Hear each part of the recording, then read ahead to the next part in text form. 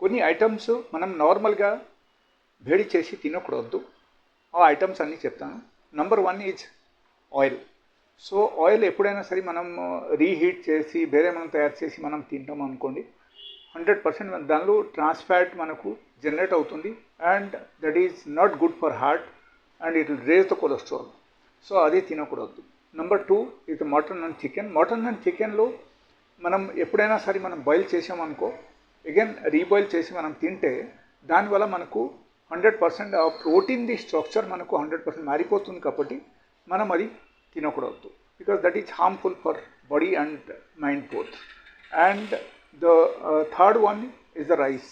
Rice మనం store చేసిన తర్వాత రూమ్ టెంపరేచర్లో 100% దానిలో రకరకాల బ్యాక్టీరియాస్ ఎంటర్ అవుతుంది. కాబట్టి మనం అది బాయిల్ చేసేసరికి that is also highly infective for the body. So మనం అది తినకూడదు.